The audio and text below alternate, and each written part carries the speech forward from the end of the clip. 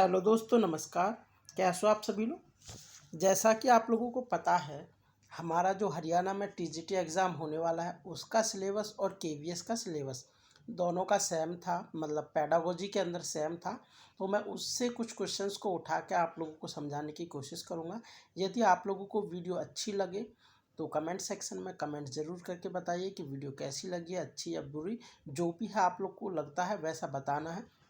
और यदि आप लोगों को अच्छी लगती है तो मुझे नेक्स्ट वीडियो बनाने के लिए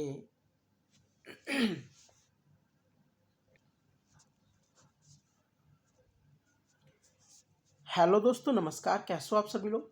जैसा कि आप लोगों को पता है, हरियाणा टीजीटी हमारे पास में जो टीजीटी वाला एग्ज़ाम होने वाला है उसका पेडागोजी वाला सिलेबस और केवीएस का पेडागोजी वाला सिलेबस दोनों का सेम था। ठीक है, तो मैं केवीएस के प्रीवियस ईयर क्वेश्चंस को उठा रहा हूँ। यहाँ पे पीआरटी के कुछ क्वेश्चंस है, पीआरटी में और वो एक ही जैसे हैं, ज़्यादा कोई डिफरेंस नहीं था। ठीक है, तो मैं वहाँ से क्वेश्चंस को उठा के आप लोगों को समझाने की कोशिश करूँगा। यदि आप लोगों को लेक्चर अच्छा लगे तो मुझे कमेंट सेक्शन में करके कमेंट ज़रूर बताना है। यदि अच्छा लगेगा तो मैं नेक्स्ट वीडियो भी इसके लिए और बनाऊँगा। ठीक है, और यदि चैनल पर नए आए हो तो चैनल को सब्सक्राइब कीजिए एंड बेल आइकन को दबाना न भूलें। देखते हैं, फर्स्ट क्वेश्चन हमारे पास में है, which of the following is the incorrect statement. जो हमारे पास में क्वेश्चन नंबर फर्स्ट है, यहाँ पे बोला हुआ है कौन सी इनमें से इनकरेक्ट स्टेटमेंट है। फिर यहाँ कह रहा है growth is the broader broader then the development. तो यही हमारे पास में इनकरेक्ट है, क्योंकि जो ग्रोथ होती है वो छोटी होती है देन डेवलपमेंट से। ठीक है, तो ये हमारे पास होना चाहिए था, लेकिन यहाँ पे उल्टा बोला हुआ है, ग्रोथ ब्रॉडर है देन डेवलपमेंट। तो ये बात गलत हो जाती है। बाकी के ऑप्शंस आप लोग चेक करोगे तो नीचे वाला दे रखा है डेवलपमेंट ब्रॉडर है, वो बात सही है। फिर यहाँ पे है जो ग्रोथ है वो एक क्वांटिटेटिव होता है, क्वांटिटेटिव ही होती है, और जो डेवलपमेंट है वो क्वालिटेटिव होती है। ठीक है, तो फर्स्ट क्वेश्चन हमारे पास में करेक्ट हो गया है। चलते हैं नेक्स्ट क्वेश्चन पे। हिंदी में भी आप लोग देख सकते हो। ठीक है, तो हमारे पास में नेक्स्ट क्वेश्चन है ये वाला। तो निम्नलिखित में से बालक में ये बताना है कि हमें कौन सी स्टेज के गुण दिखा रहा है। तो यहाँ पे हमारे पास है, बालक सरल बुनियादी भाषा कौशल अर्जित करता है। बालक अहम का भाव त्याग कर हम की भूमिका में विकसित करता है। मतलब जो अहम मतलब है, जब उसको ये कहता है कि ये चीज़ें मेरी हैं, ये चीज़ें मेरी हैं, इसके भाव को त्याग कर वो कहने लगता है कि हाँ चलो ठीक है, मेरी मेरी चीज़ को आप भी यूज़ कर लो और मैं आपकी चीज़ को यूज़ कर लेता हूँ, इस टाइप का भाव आ जाता है। फिर है, बालक संवेगों को प्रकट कर अभिव्यक्ति को नियंत्रित कर लेता है। ठीक है, वो संवेगों को, इमोशंस वगैरह को प्रकट करके अभिव्यक्ति को नियंत्रित कर लेता है, अपने जो व्यक्तित्व है उसको नियंत्रित करता है। तो ये हमारे पास में जब अर्ली चाइल्डहुड होता है, बाल्यावस्था की जो प्रारंभिक एज होती है उसके अंदर होता है, जो 2 से 6 वर्ष के अंदर होती है। ठीक है, तो यहाँ से ऑप्शन नंबर सेकंड इसका करेक्ट है। इसका इंग्लिश वाला क्वेश्चन मुझे शायद इसमें से कट हो गया है। तो चलते हैं नेक्स्ट वाले पेज क्वेश्चन पे। एक क्वेश्चन कट हो गया है बीच से। तो यहाँ पे हमारे पास में नेक्स्ट क्वेश्चन है 44। ठीक है, तो 44 क्वेश्चन है, विच one of the following statement is not true. इनमें से कौन सी स्टेटमेंट है जो कि ट्रू नहीं है। आप लोग ये किशोर अवस्था के एडोलसेंस के बारे में बताना है कि एडोलसेंस की कौन सी अवस्था खराब है जो ट्रू नहीं है। इसको हम देख लेते हैं। तो हमारे पास में हिंदी के अंदर देखते हैं, सामाजिक रूप से उत्तरदायी व्यवहार की इच्छा रखना। जो अच्छा व्यवहार है उत्तरदायी व्यवहार है, उसकी इच्छा रखते हैं और उसे प्राप्त कर लेते हैं। किशोरों के अंदर ऐसा गुण तो होता ही है, आप लोगों को पता है। विवाह और पारिवारिक जीवन की चाह रखते हैं। जैसे वो किशोर अवस्था में आते हैं तो वो भी विवाह वगैरह की इनकी चाह तो रखते हैं। केवल विपरीत लिंग के साथ में, मतलब यहाँ कह रहा है, seeks new relations with age mates of the opposite sex only. ये कह रहे हैं केवल अपोजिट लिंग वालों के साथ ही रिलेशनशिप, फ्रेंड वगैरह बनाते हैं। ये जो हमारे पास में रिलेशनशिप है, इसका मतलब फ्रेंड वगैरह बनाना है, कुछ और मत समझ लेना। ठीक है, तो यहाँ पे हमारे पास में वो अपोजिट सेक्स ही नहीं, अपने जैसे लड़का लड़का आपस में दोस्त हो सकते हैं, लड़कियां लड़कियां आपस में दोस्त हो सकती हैं। तो यही हमारे पास में इनकरेक्ट स्टेटमेंट है। यहाँ पे नॉट ट्रू पूछा हुआ था, तो यहाँ पे बोला हुआ है केवल अपोजिट लिंग के साथ में, अपोजिट सेक्स के साथ में ही बनाते हैं, तो ये बात गलत है। ठीक है, चलते हैं नेक्स्ट क्वेश्चन की तरफ। नेक्स्ट है हमारे पास में which one of the following does not belongs to the formal operational stage. जो हमारे पास में फॉर्मल ऑपरेशनल स्टेज है ये हमारे पास में प्याजे की है। ठीक है, जो प्याजे की 4 स्टेजेस थी कॉग्निटिव डेवलपमेंट की, उनमें से एक है फॉर्मेटिव ऑपरेशनल स्टेज। इसको ये हमारे पास में 4th नंबर वाली स्टेज होती है। ठीक है, जो हमारे पास में 11 वर्ष या 12 वर्ष से ऊपर वाली आयु के लिए होती है। ठीक है, 11 से ऊपर। ठीक है, इसके अंदर क्या होता है, इसके अंदर जो यहाँ पे बोला हुआ है आगमनात्मक चिंतन, ये आगमनात्मक चिंतन नहीं होकर ये निगमनात्मक चिंतन होता है। लेकिन जो आंसर की थी उसके अंदर आंसर इसका 4th लगा रखा था, लेकिन मुझे लगता है कि जो इसका आंसर है, आंसर नंबर 1 है, यही इसके अंदर आगमनात्मक नहीं होके निगमनात्मक चिंतन होता है। ठीक है, और आप लोग देख लेना एक बार, अगर 4th है तो 4th भी देख लेना। इंटर एक्टिव थिंकिंग कह रहा है कि अंतः क्रियात्मक चिंतन, क्रिया करके चिंतन करता है, ये सब चीज़ें चिंतन वाला। इसके अंदर चिंतन और तर्क वाला तो था हमारे पास में जो ऑपरेशनल स्टेज है उसके अंदर, और ये निगमनात्मक भी था। लेकिन आगमनात्मक के बारे में, आगमनात्मक तो पहले ही आ जाता है, मतलब उदाहरण से नियम की तरफ चलते हैं जब यह आगमनात्मक या फिर इंडक्टिव थिंकिंग होती है। ठीक है, नेक्स्ट क्वेश्चन पे चलते हैं। यहाँ पे है at which stage the given children develop recognize of the need and desire of the other children। मतलब किस आयु वर्ग में जो बालक है वो दूसरों की अभिलाषाओं की पहचान करने का भाव विकसित करता है।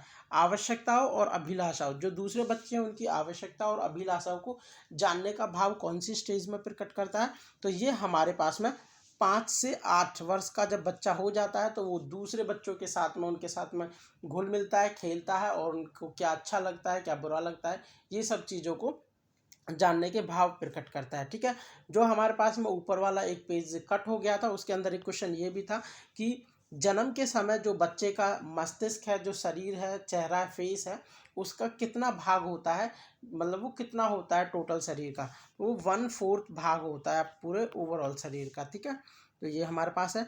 और यहाँ पे हमारे पास में एक होता है कि आइडेंटिटी क्राइसिस, जो अपनी पहचान, अपनी खुद की पहचान बनाने के लिए जाते हैं, वो हमारे पास में आता है किशोर अवस्था के अंदर। ठीक है, लेकिन जब बालक आवश्यकताओं और अभिलाषाओं को, दूसरे की अभिलाषाओं को पहचानने के भाव विकसित करते हैं तो ये हमारे पास में हो जाता है 5 से 8 वर्ष। ठीक है, चलते हैं नेक्स्ट क्वेश्चन पे। नेक्स्ट हमारे पास में यहाँ है चारित्रिक विकास के लिए चरण में आभंतरित आत्म आलोचना का भाव विकसित होता है। आत्म आलोचना मतलब खुद की आलोचना की तरह है इस प्रकार से। तो कब होता है, अनैतिक आचरण, अनैतिक आचरण के अंदर तो जब हमारे पास में कोई, किसी के अंदर कोई नैतिकता नहीं होती है, जब वो दूसरे से उल्टा सीधा ये सब चीज़ें बोलता है तो वो चीज़ें होती है। फिर हमारे पास में आत्म केंद्रित अवस्था, जब आत्म केंद्रित अवस्था होती है तो ऐसा नहीं है सेल्फ सेंटर्ड पे, ऐसा कुछ नहीं है कि वो सेल्फ अपने आप को आलोचनात्मक कहेगा। फिर यहाँ पे हमारे पास है अनुकूलन परंपरागत अवस्था, अनुकूलन अवस्था है तो वहाँ पे तो कोई आलोचना वाली बात ही नहीं है। लेकिन अविवेकी अंतरात्मा वाली अवस्था है जो वहीं पे वो अपने आप को आत्म आलोचनात्मकता का भाव दिखाएगा। ठीक है, ऑप्शन 4 करेक्ट है। नेक्स्ट क्वेश्चन हमारे पास है, नेक्स्ट क्वेश्चन यहाँ पे है निम्नलिखित में से संवेगों को ग्रहण किया जाता है, जो संवेग हैं उनको ग्रहण किया जाता है, उनका अध्ययन नहीं किया जाता, अतएव अध्यापक को क्या करना चाहिए। जो अध्यापक है उसको क्या करना चाहिए, क्योंकि संवेगों को वो ग्रहण नहीं करते हैं, उनको मतलब जो सीखे नहीं जाते उनको ग्रहण किया जाता है। या आप लोगों को एक इम्पोर्टेंट फैक्ट की तरह भी याद रख लेना है, संवेग ग्रहण किए जाते हैं ना कि अध्ययन किया जाता है। ठीक है, तो इसके लिए क्या किया जाएगा, ऑप्शंस को एक एक करके हम पढ़ लेते हैं। इस मामले में किसी भी प्रकार का मार्गदर्शन करने से परहेज किया जाएगा, ये तो गलत हो गया, नेगलेक्ट ही कर रहा है सब चीज़ को। फिर हमारे पास है परिष्कृत संवेगात्मक अभिव्यक्ति और व्यवहार के लिए उन्हें बालक के समक्ष स्वयं का कोई उदाहरण प्रस्तुत करना पड़ेगा। जब बच्चों के सामने कोई अच्छा सा स्वयं का कोई उदाहरण हम प्रस्तुत करते हैं, एग्जाम्पल्स के द्वारा समझाते हैं, तो बच्चों को अच्छा लगता है और उनमें इमोशनल का डेवलपमेंट होता है। तो यही हमारे पास करेक्ट है। बाकी के 2 क्वेश्चंस को, ऑप्शंस को भी पढ़ लेते हैं। बालकों में सम्यक संवेगात्मक व्यवहार प्रोद्भूत करने के लिए बालकों को प्रशिक्षित करने के लिए माता पिता को शामिल करना चाहिए। मतलब यहाँ पे कह रहा है जो उन बालकों को ट्रेनिंग करने के लिए माता पिताओं को भी इन्वॉल्व करना चाहिए। तो जो हमारे पास में अभी बताया था संवेग है वो ट्रेनिंग से या फिर अध्ययन से नहीं आता है, वो खुद पे खुद हो जाता है। ठीक है, फिर है हमारे पास में कठोर अनुशासन लागू करना चाहिए। कठोर अनुशासन लागू करके भी नहीं करना चाहिए। तो ऑप्शन सेकंड है जो वो करेक्ट हो जाता है। यदि आप लोग चैनल पर अभी अभी नए आए हो तो चैनल को सब्सक्राइब जरूर कीजिए। और यदि आप लोगों ने मेरे जो प्रीवियस लेक्चर्स हैं लाइक ईवीएस और रोड सेफ्टी वाले, उनमें प्रीवियस ईयर क्वेश्चंस को भी कराया हुआ है मैंने, और उनसे कुछ रिलेटेड जो थ्योरी पार्ट है वो भी कराया हुआ है। प्लेलिस्ट में जाके देख लीजिए और लिंक मैं डिस्क्रिप्शन में भी डाल दूंगा प्लेलिस्ट का। ठीक है, तो चलते हैं नेक्स्ट क्वेश्चन की तरफ। नेक्स्ट क्वेश्चन हमारे पास है यहाँ पे, which one of the following is the most important primary agency. तो यहाँ पे जो मोस्ट इम्पोर्टेंट प्राइमरी एजेंसी है फॉर द सोशलाइजेशन, सबको पता होता है family is the primary socialisation. ठीक है, थर्ड ऑप्शन करेक्ट हो जाता है। चलते हैं नेक्स्ट पे। यहाँ पे है ऑर्डरली चेंज अनफोल्ड। जो ऑर्डरली चेंज होते हैं unfold from the with in, मतलब किस एज के अंदर ऑर्डरली चेंजेस, जो चेंजेस हैं वो ऑर्डर के अनुसार आते हैं तो वो डेवलपमेंट के अंदर आते हैं। ठीक है, जो चेंजेस हैं वो डेवलपमेंट के आधार पे आते हैं। नेक्स्ट क्वेश्चन हमारे पास में, ये क्वेश्चन तो आप लोग एक बार खुद से देख सकते हो। इसका जो करेक्ट आंसर दिया है फर्स्ट क्वेश्चन, फर्स्ट ऑप्शन है वो करेक्ट दिया है। निम्नलिखित में से सही कथन पूछा हुआ था, आप लोग खुद से देख लेना एक बार ये। ठीक है, नेक्स्ट हमारे पास में 52 क्वेश्चन है। यहाँ पे है individual behaviour happens to be an outcome of the individual. जो बिहेवियर है वो किसका आउटकम होता है, ये हमारे पास में सोशल एंड हमारे पास में जो फिजिकल एनवायरनमेंट है उसका डेवलप वो होता है, जो प्रोडक्ट होता है। ठीक है, यही पूछा हुआ है क्या होता है। तो यहाँ पे है हमारे पास में social and physical environmental, option number C correct हो जाता है। नेक्स्ट हमारे पास है सोशल एंड ये जो हमारे पास में फिजिकल है ये हो जाता है सामाजिक और भौतिक वातावरण। ठीक है, नेक्स्ट क्वेश्चन है, यह सर्वाधिक वांछनीय होगा यदि विद्यालयों में निम्नलिखित पर ध्यान दिया जाए। सर्वाधिक वांछनीय मतलब मोस्ट डिजायरेबल, सबसे अच्छा क्या होगा कि क्या करना चाहिए, शैक्षणिक उत्कृष्टता की तैयारी करनी चाहिए, मतलब जो एकेडमिक एक्सपीरियंसेस है उनको बढ़ाना चाहिए, उनको प्रिपेयर करनी चाहिए। ऐसा नहीं होता है कि केवल शैक्षणिक करना चाहिए। Develop to trades and goods citizen, good citizen मतलब जो बच्चे हैं उसके अंदर अच्छे नागरिक बनने के गुणों का विकास करना चाहिए, ये करेक्ट आंसर है। यहाँ पे नेक्स्ट है हमारे पास में, दैनिक जीवन की बाधाओं का सामना करने के लिए विशेषताओं का विकास करना चाहिए। वैसे तो ये भी हमारे पास में सही लग रहा है, लेकिन जो आंसर किया उसके अनुसार ये है, क्योंकि बच्चे के अंदर जो अच्छे विकास है, अच्छा नागरिक बनाने के विकास उत्पन्न करेंगे तो खुद पे खुद बाकी की चीज़ें भी अच्छी हो जाएंगी। ठीक है, तो मोस्ट सूटेबल हमारे पास में सेकंड ही है। फिर हमारे पास में 54 क्वेश्चन नंबर है। यहाँ पे है विद्यालय को सामाजिक अभी अभिकर्ता कहा जाता है यदि वह, सामाजिक अभिकर्ता कहा जाता है इसके बारे में पूछा हुआ है। तो यदि वह हमारे पास में education about rights and duties, ये अभी भी देखा था अभी, यदि वो एजुकेशन देते हैं राइट्स और ड्यूटीज़ के बारे में, कर्तव्य और अधिकार के बारे में ड्यूटी देते हैं, तभी हमारे पास में जो स्कूल है उसको एक सोशल एजेंट कहा जाएगा। ठीक है, सामाजिक अभिकर्ता, सोशल एजेंट, ये सोशल एजेंट है, इंग्लिश में देख सकते हो। स्कूल को सोशल एजेंट क्यों कहा जाएगा, ये इंपॉर्टेंट है कि जब वो एजुकेट करेगा उसके राइट्स और ड्यूटीज से, तभी उसको हम सोशल एजेंट कहेंगे। ठीक है, फिर नेक्स्ट हो जाता है हमारे पास में क्वेश्चन नंबर 55। यहाँ पे ये इंपॉर्टेंट क्वेश्चन है, ये प्याजे का क्वेश्चन है। ठीक है, कॉग्निटिव डेवलपमेंट, पियाजे की जो कॉग्निटिव डेवलपमेंट है उसके अनुसार क्या है पूछा हुआ है। यहाँ पे हिंदी में देख लेते हैं या फिर चलो इंग्लिश में देख लेते हैं। Meena is the student who can think hypothetically and डिडक्टिवली and can solve abstract problems. यहीं से देखने से पता चल गया होगा कौन सी स्टेज है, जो ऑपरेशनल स्टेज होती है, जो हमारे पास में फॉर्मल ऑपरेशनल स्टेज होती है। अभी ऊपर भी बताया था मैंने, फॉर्मल ऑपरेशनल स्टेज वहाँ पे उल्टा दे रखा था और यहाँ पे हमारे पास में एक लड़की का एग्जाम्पल करके दे दिया है। ठीक है, ये चारों स्टेज आप लोगों को पढ़ लेनी है। ठीक है, प्याजे काफ़ी इम्पोर्टेंट है। फिर हमारे पास है बाल केंद्रित के लिए जो पाठ्यक्रम है वो कैसा होना चाहिए और इसमें कौन सी बात मुख्य नहीं है। ठीक है, तो यहाँ पे विषय वस्तु का चयन और प्राथमिकताएं, जो चयन और प्राथमिकताएं हैं वो बच्चे के अनुसार ही होनी चाहिए, ये बात सही है। विद्यार्थी की योग्यता और पृष्ठभूमि का अध्ययन, जो विद्यार्थी की पृष्ठभूमि है और उनका अध्ययन बुकों के आधार पर ऐसे नहीं होता है।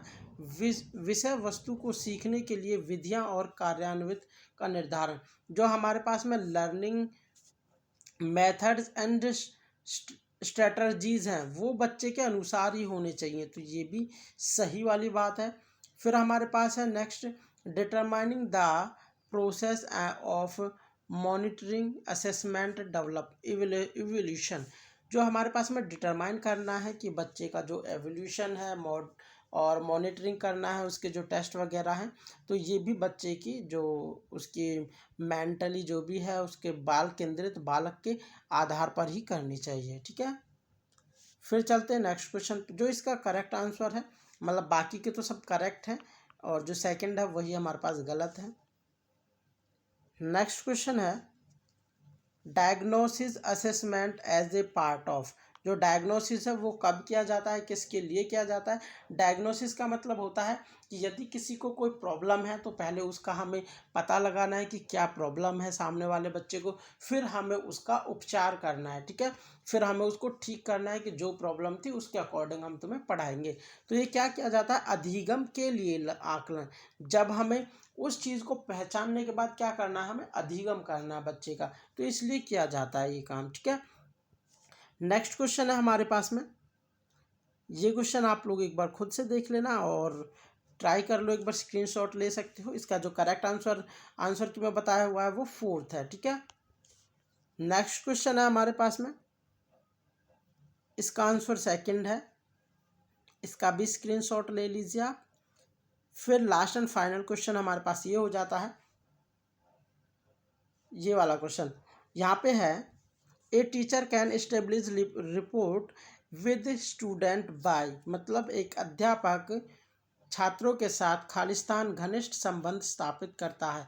मतलब किस प्रकार वो घनिष्ठ संबंध स्थापित करेगा, जब अध्यापक को अपने विषय का अच्छा ज्ञान होगा और वो बच्चों तक उसको अच्छे से पहुंचा पाएगा, तभी तो बच्चों का और जो टीचर का संबंध है वो अच्छा हो पाएगा। तो इसका आंसर यही है जो लास्ट वाला है, विद्यार्थियों को विषय के ज्ञान से प्रभावित करना, बच्चों को विषय के ज्ञान से प्रभावित किया जाएगा। और बाकी के ऑप्शंस भी आप लोग पढ़ सकते हो। बिकम एन अथॉरिटी फिगर्स आप लोग देख लेना, बाकी की कोई प्रॉब्लम नहीं है, जो लास्ट वाला ऑप्शन है वही करेक्ट है।